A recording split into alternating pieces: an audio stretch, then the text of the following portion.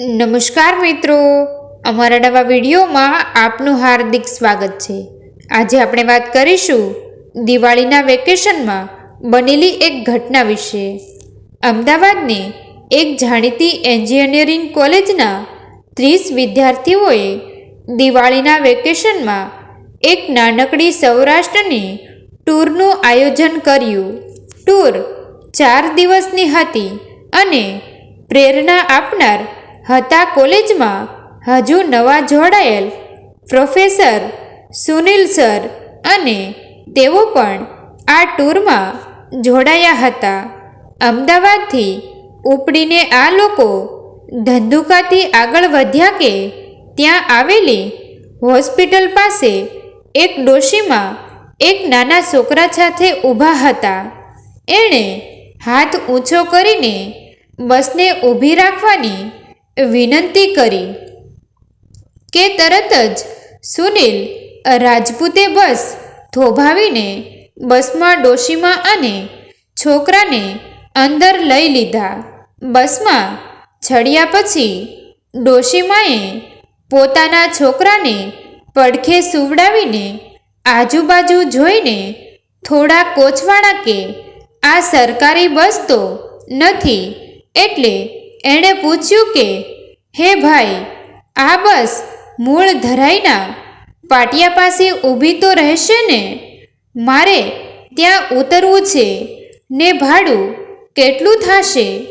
મારી પાસે તો હવે આ 50 રૂપડી વધી છે।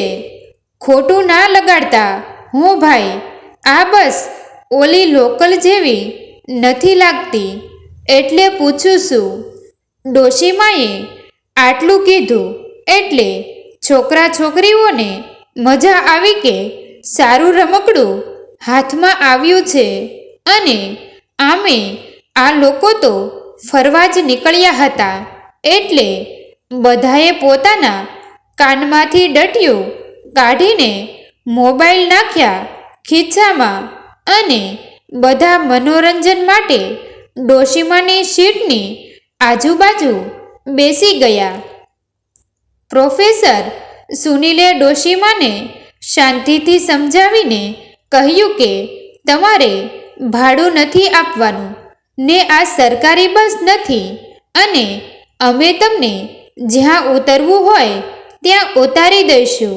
ડોશીમાને સારું લાગ્યું, બોલ્યા, હે ભગવાન, તમારું અભરે ભરે, તમારું બધાનું સારું થાય, નહીતર 3 બસ સાવ ખાલી હતી તોય મારા રોયાએ ઊભી ન રાખી ને વળી તમારામાં રામરુદિએ આવ્યો કે તમે ઊભી રાખી, નકર આ માંદા છોકરાને આ ડોશીનું જાને શું થાત? માડી તમારું કયું ગામ? પ્રોફેસરે વાતનો દોર હાથમાં લીધો। શિયાનગર। મૂળ ધરાઈના પાટીએ ઉતરીને રિક્ષામાં જવું છે, બહુ આઘું નથી, 2-3 ચોટિયાવા થાય। તે આમ ધંધુકા શું જ્ઞાતા માડી? નટખટ એવી પાયલે પૂછ્યું। એમાં એવું છે ને કે આ છોકરાને 2 દીથી તાવ આવે ને ગામમાં ડૉક્ટર ન મળે, તે મને થયું કે ધંધુકે મોટું દવાખાનું થયું છે, તે લાવ્યો ને ન્યા જઈ આવું। તે દવાખાને આવી તી। ડોશીમાએ સીટ પર ચૂવડાવેલા છોકરાને માથે હાથ ફેરવતા કહ્યું, તે ઘરમાં કોઈ મોટો નથી, તે તમારે આવવું પડ્યું? હવે સ્વાતિએ પ્રશ્ન કર્યો। બાકીના સાંભળતા હતા। બધાને કાઠિયાવાડી બોલીમાં રસ પડતો હતો। તે છે ને ઊભા વાંસડા જેવા 2 છોકરાને એની 2 ફૂલ ફટાકડિયું બાયું છે અને એ પણ ઘરે નથી, પોલીસ પકડી ગઈ છે, તે કાલે જામીન પર છૂટશે ને હું તો એમ કહું કે અઠવાડિયું રાખે ને બરાબરના ધબધબાવે તો કંઈક સુધરે, બાકી મહિને 2 મહિને એ બાંધતા જ હોય છે। ડોશીમાએ એની હૈયા વરાળ કાઢી. તે માડી બાયુને શું કામ પકડી ગયા? અભિજીતે પૂછ્યું. એ હું તો હતી નહીં, મારા પિયર ગઈ તી, મારા ભાઈના શ્રાદ્ધમાં. ને પછી આવીને કાલ જોયું તો ખબર પડી કે આ બાંધણિયું થયું છે.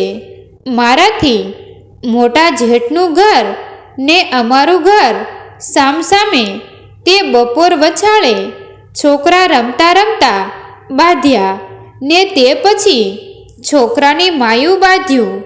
હે ભાઈ, પેલા આવું નહોતું. પણ જ્યારથી આ ઊંચી એડિયુંવાળી આવી છે ને ત્યારથી દાટો દેવાઈ ગયો છે, દાટો.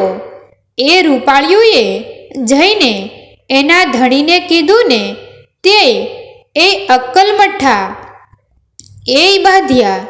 4 અમારાને 4 એ આવ્યા લાકડીએ લાકડીએ. તે મારા 2 દીકરાને પગે વાગ્યું ને સામેવાળાના 2 ભાઈના હાથ ભાંગી ગયા. કાકા દાદાના બાંધ્યા. બોલો કેવો કલજગ આવ્યો, બોલો. ડોશીમાએ શ્વાસ લીધો અને ફરીથી ચલાવ્યું. બસમાં શાંતિ છવાઈ ગઈ. બધાને વાતમાં રસ પડ્યો. તે સામે સામે ફરિયાદ થઈ. પોલીસ આવી.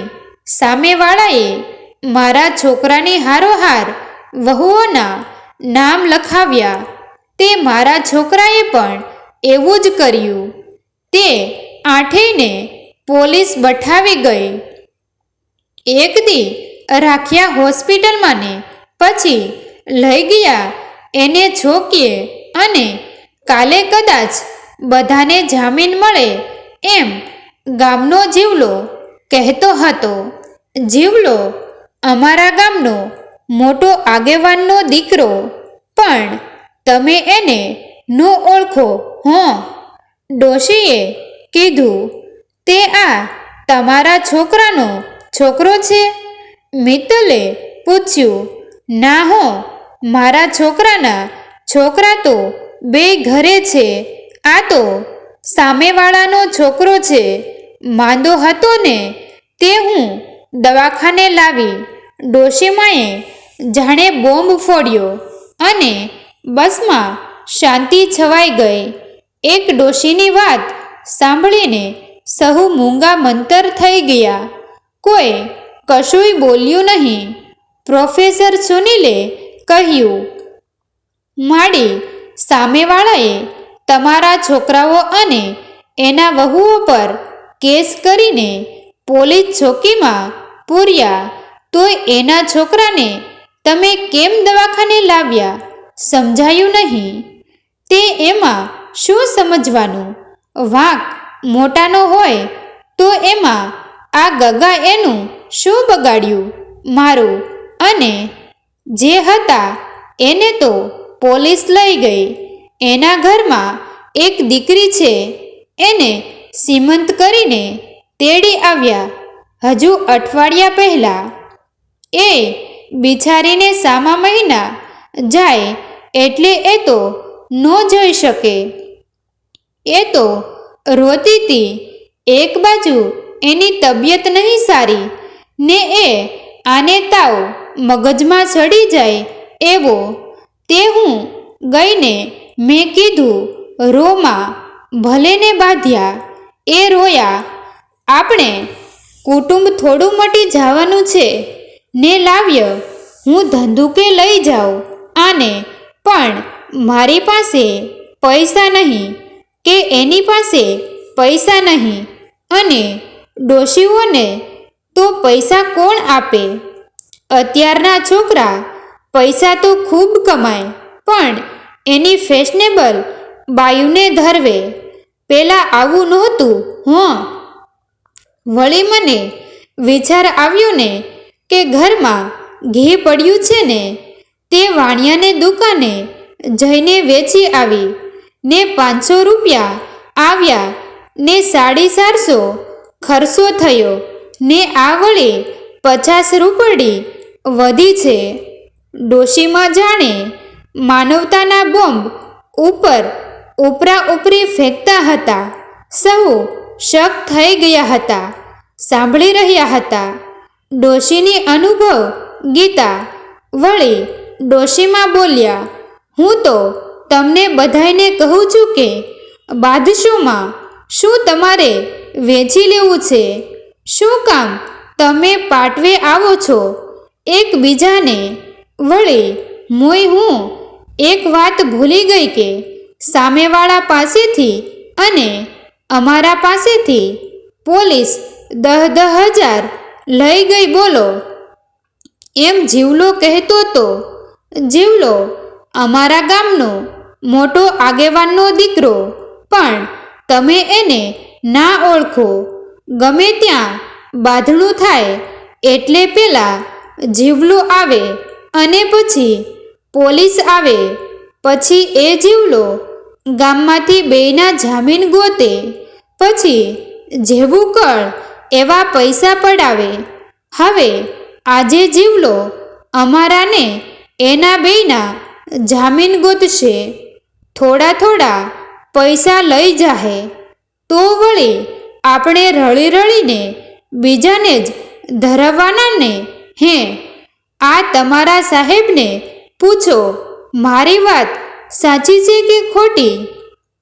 હું તો તમને એ જ કહું છું કે મોટા થઈને ભલા આદમી બાંધશો નહીં ને બાયડી કે એમ કરશો જ નહીં.